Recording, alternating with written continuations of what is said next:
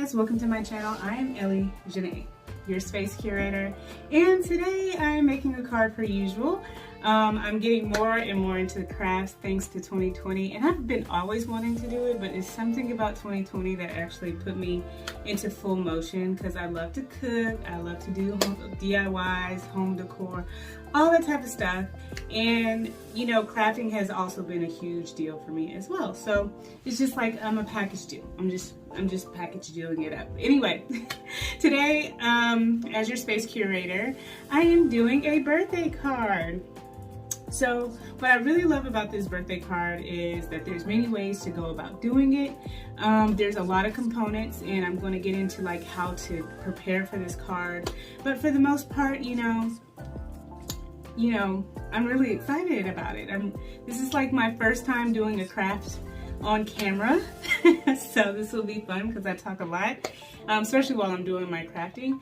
But for the most part, I want to tell you guys what I use, or what different, I usually say ingredients because I'm like cooking, but what different components that I use to make this card. And then I'm going to show you how I prepare to make this card, and then I'm going to assemble the card as you see me preparing it. So anywho, the first things first is die cuts. This die cut that I received, and I think they're all back on there.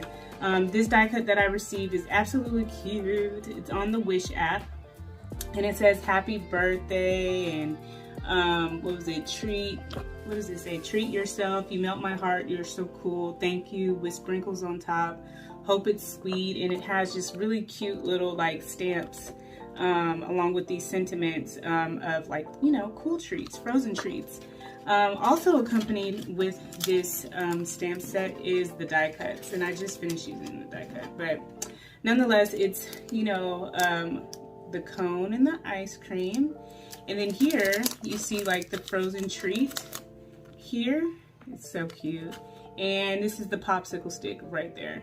So I thought it would be really nice to like make a summer birthday card with this, and a couple of the basics. And again, this is just the basics that I'm gonna go through, and then at the end I'm gonna show you how I embellish my card. But there's so many directions you could take this in, but for the most part, the basics that I used was white heavy cardstock. And I was about to go looking for it, but it's right here. And I cut this down for the base of my cards. I love my cards to be thick. You usually do not have to do that whenever you're using like printed paper. And the printed paper that I'm using here is the Modern Farmhouse. What was it? Recollections. I don't know. What was it? Collection paper pad. I don't know, but this is cute. I got it at Michael's, and you know, they had a lot of beautiful prints. I really used a lot of them already. It came with 24, so most of the stuff is gone in different projects, and you'll see that in the future.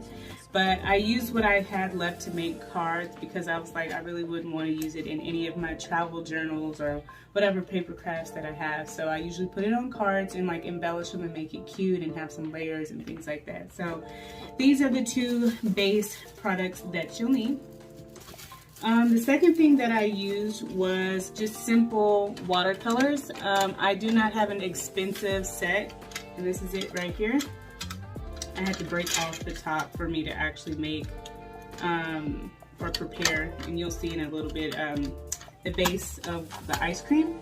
But it's just a simple, you know, little cheapy watercolor set for me to like complete some of my crafts. Then of course I have like stamps. So I have black and I have brown, and brown is for the actual waffle cone of the ice cream. So yeah, so for the most part, that's how I usually assemble. Oh, one last thing.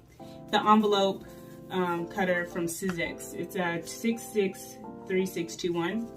And basically this is like big enough to hold any kind of card. So you can put gift cards and things like that. So I'm really excited about this project, and I'm gonna go ahead and get into the actual preparation of this card. Okay, so we're gonna go ahead and get into the water watercolor portion of this card, which was my favorite part because I get to play with all the colors, and all I had was a cardstock paper. I had my watercolors that was pretty cheap, a brush, water that was clean, and then I had like a little palette that's like plastic or something that won't seep in the colors, so I can mix and match my colors. You see me playing with like a lot of cool tones and yellows and adding, starting from the yellow and making it very, very deep and rich, and then taking that yellow and making an orange, like a really bright orange, and then a darker orange, and taking that color and making magentas and going to purple. Now, on my example, I do not have any purple on my card. However, I did want to see what it would look like in the, making or preparing prep stages, right? But for the most part, I'm taking water and taking these colors and just really try to make something happen from yellow all the way to purple. Because I do want my card to be really, I don't know, girly.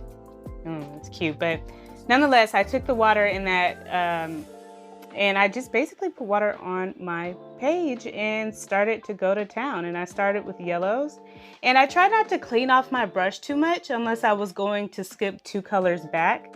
But I tried to make this as gradient as possible. I am not a professional watercolor painter, but I just used water to kind of maneuver how I would like the watercolors to dry.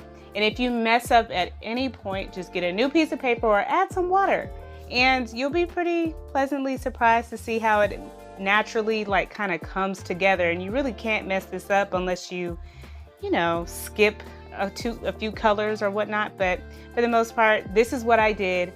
I did one color after the other that made sense in the rainbow. You could definitely go in any other direction that you want to with these colors, but that's basically what I did.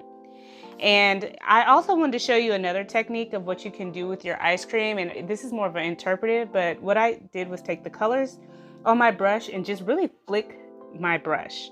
And I did it in the same form or gradient of a rainbow as well. And I kind of want to see like what that would turn into. I'm going to make my card or assemble my card originally with you guys.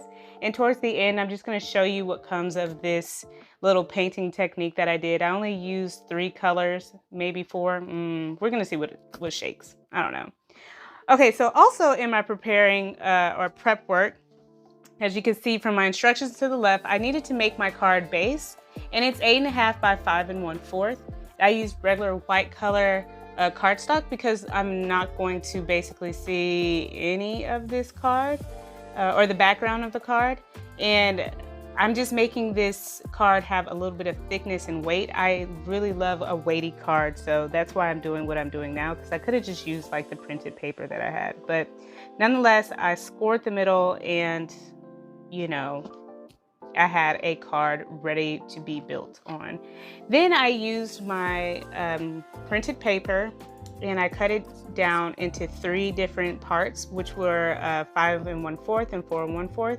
And I used 2 of the same. I had 2 of the same printed paper and 1 different printed paper. You can mix and match this however you want. You can have 2 different colors. You can have 3 different colors. It's really up to you. When you see the end product, you'll see how you can kind of imagine. And this is a step that you can take and don't have to take. I liked my edges crimped. I like them, with a little bit of a curve to it. So I basically crimped all of the edges of my card and of my, printed paper. And as you can see, you want to make sure you get the actual edge of the card as well where it's folded, because if you're going to crimp all the corners of your, paper, you want to make sure they align when it's time to align. So now I kind of skipped the step of like letting the watercolor dry. So I had a completed rainbow, and what you see is my distress ink, and you're going to see how it plays a part. But we're going to die cut to prepare this card as well. And here are the little die cuts that I have, and I got it off of Wish, I believe. So I'm going to leave the link at the bottom. And I'm just going to be cutting out the ice cream part of my ice cream cone. And I really set the ice cream in between the gradient part. So I didn't set the die cut right on a color. I made sure that the colors show that gradient change. And I did it in the more cooler yellows, but I'm going to come back with that die cut and cut out more of the purples and the other colors as well, because I want to make additional cards that you guys could potentially purchase on my website. So yeah, I got 3 for this card. You can have as many ice creams as you want. 3 fits very well on this card, but anywho, I'm now going to make the ice cream cone. And I used the triangle to cut out this ice cream cone and the Tim Holtz walnut color to put on the paper as well. So there's many ways that you can get that brown color. I wanted something very light because I do have a stamp for the cone to go on top of it. So I just, you know, took the same distressing ink, distressed the edges of the waffle cone to give that depth to that card. And I also used my stamp pad to use that waffle little stamper, I guess. And I basically kind of marked it where I wanted to put it. And I think it turned out beautiful. I didn't use black. I loved the way the brown came out. It was more realistic to me, but black would definitely work. And you can actually mix and change the colors according to what your card looks like. So definitely play out how you would like it to go, but you could be very playful with this. But that brown came out absolutely adorable. So cute. And of course I clean off my stamps immediately because I don't like any of that residue to like dry up on it at all. But nonetheless, you see that I have all of my ice creams out. I did distress the ice cream versus the cone with black because I wanted that depth on like, I don't know why I chose black, but it, in my mind, it creates depth, but we're gonna see. And then I had another sheet of pattern paper that I cut down. It was a 6x12, and I put it on top of my die cut that is from Sizzix, excuse me, that was 663621. And I wanted to put an envelope in here because this is like one of those cards you can either put money in or a birthday little money card from, like, I don't know, an ice cream place of wherever you choose, Ben & Jerry's, Bluebell, or, you know, wherever. You know, you could just put a card in there with money and they can do something with ice cream, or it could just be birthday money. I don't know, sure. It's your world. It's your world. But I basically distressed all the edges of the outside of the envelope so it can have that depth for when I tape it down with double-sided tape. And then I did the outside of the envelope when it is folded down, and I distressed that as well. And it looked so freaking cute. I can't wait to really assemble this card because I really am excited to see what it looks like, because I have my example card that I showed you guys at the beginning of this video.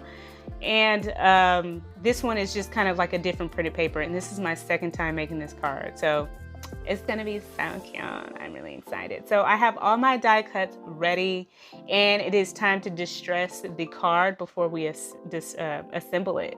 And I'm just really heavily distressing the edges. I know some people use like a daub to like distress the edges, but I'm just going ahead and using the ink pad because my little flare is like heavy distressing. And it looks like this ink pad is kind of withering away, but nonetheless, you know, it's still heavy enough. I don't like it too light. I like it really thick. Almost like you're scrapbooking, right? It's super cute. But I basically distress the outside of the card and the inside of the card on the fold, everywhere that you can find. And I'm now ready to put this thing together. I'm really excited about all the pieces. This all together takes about 30 minutes, if not an hour. It really depends, but it's a fairly easy prep time. So let's go ahead and get into it.